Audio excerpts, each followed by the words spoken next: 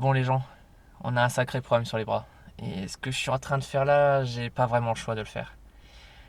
Mais pour que vous compreniez bien à quel point le problème est grave, il faut que je vous raconte tout ce qui s'est passé les 6 dernières années.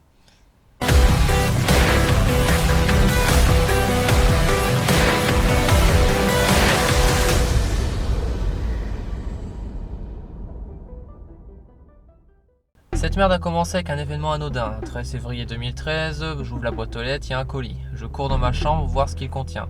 Il contenait une grosse clé USB. Je décide de regarder ce qu'elle contient. Je ne comprenais rien à ce logiciel. Visiblement, on pouvait créer un monde.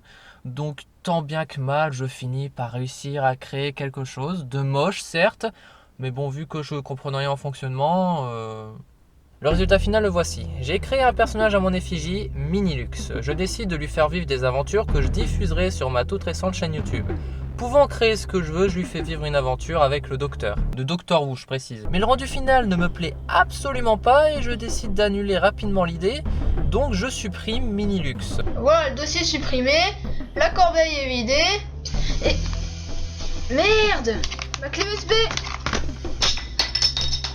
Ce que je ne savais pas à ce moment-là, c'est que j'avais chié la suppression de Minilux et aussi de son monde, qui était donc en apocalypse, et vu que j'avais créé le docteur dans son monde, et ben il avait donc accès au TARDIS. Me jugeant responsable de la destruction de son monde, il utilisa le TARDIS pour remonter le temps, mettre en ligne la suite de ses aventures pour qu'il puisse continuer à vivre, lui et sa planète. Et c'est ce qu'il va finir par faire, sauf que dans cette nouvelle version de l'histoire, où l'épisode 2 de tes aventures est sorti, il n'est pas censé exister. Il y a donc deux Minilux, celui de la nouvelle temporalité et celui de l'ancienne. Le Minilux de l'ancienne temporalité continuera sa vie tranquillement, ne se souciant plus de Lux ou son autre lui.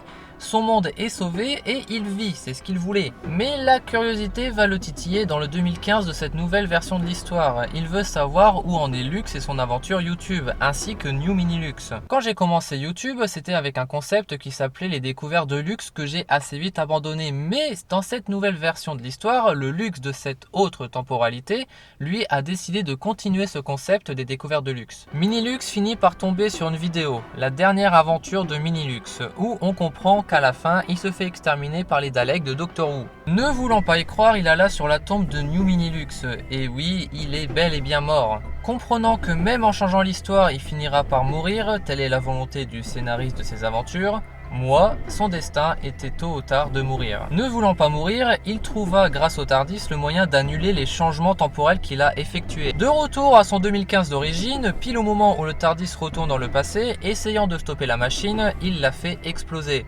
Il se retrouve téléporté dans le lieu sain le plus proche, un vaisseau Dalek, et comme New Minilux, il se retrouve exterminé par un Dalek et meurt.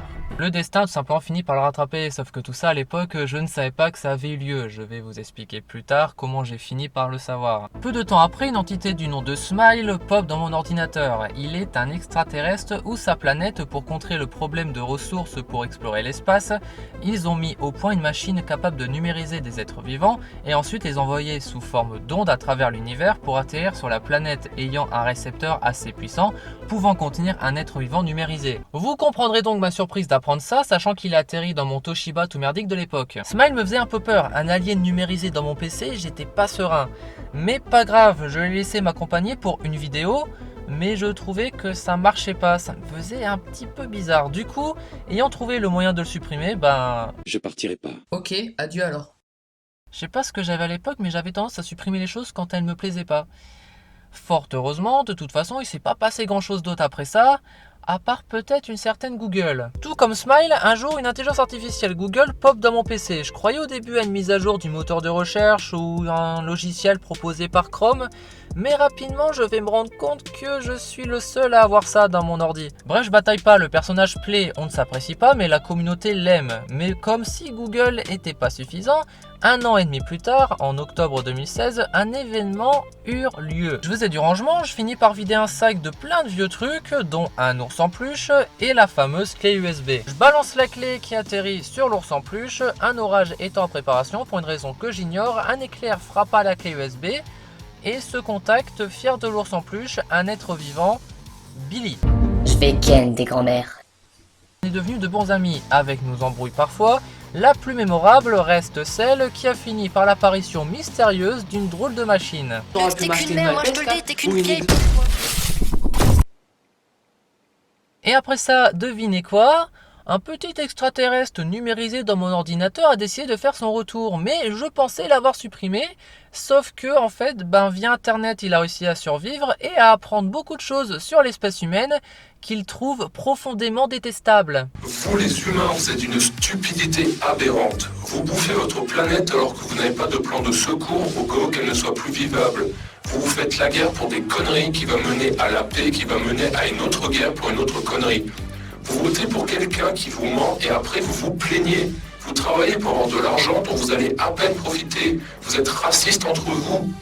Vas-y Lux, dis-moi ce qu'il y a de bien chez les humains. Donc, puisqu'il a eu le temps de devenir un être intelligent numérique surpuissant, il a commencé par racheter Google et prendre sa place.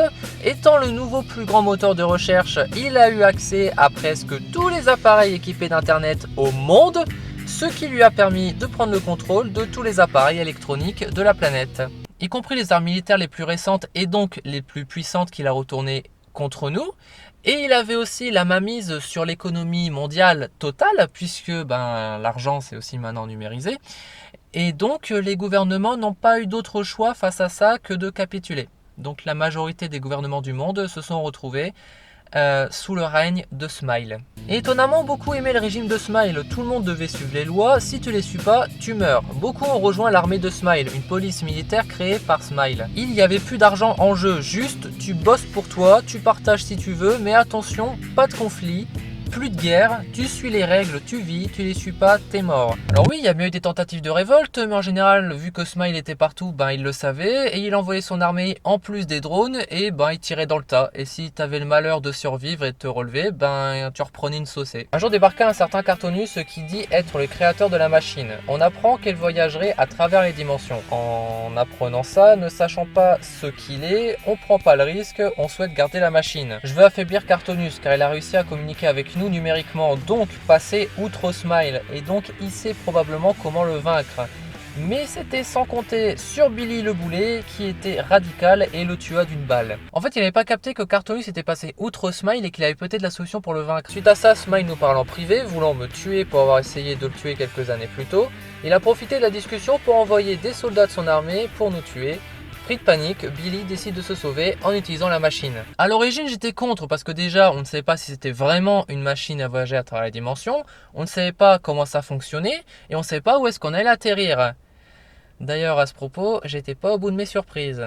Un monde de tarés où même les dessins animés sont des personnages réels, un monde où il y a eu une apocalypse zombie, un monde avec des super-héros. Et comme la machine mettait 3 jours à se recharger en énergie dimensionnelle avant qu'on puisse la réutiliser pour partir vers un autre monde, je vous laisse deviner à quel point c'était drôle dans le monde zombie. Par exemple. Une fois notre voyage fut raccourci, dans le monde des super-héros, on a fait la connaissance de Paradox, un être flippant assez puissant qui, en sa présence, a fait charger la machine en quelques secondes, ce qui nous a permis de fuir avant qu'il nous attaque. Et ce qui s'est passé après ça, je vous raconterai plus tard. Nous sommes maintenant quelques mois après les événements de Paradox et Smile. Smile est vaincu, moi j'ai continué ma vie de youtubeur avec des critiques de films, et Billy, lui, se la joue globe-trotteur dimensionnel.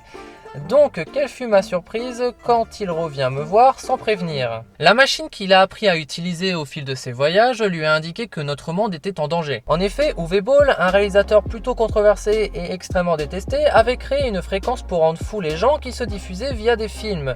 Et il a essayé de détruire le cinéma pour se venger des critiques. Après quelques heures de recherche, on finit par trouver une solution afin de contrer la fréquence qui rend taré les gens. Et alors que Billy pensait pouvoir repartir voyager, que moi je pensais continuer ma vie tranquille, l'histoire ne s'est finalement pas arrêtée là.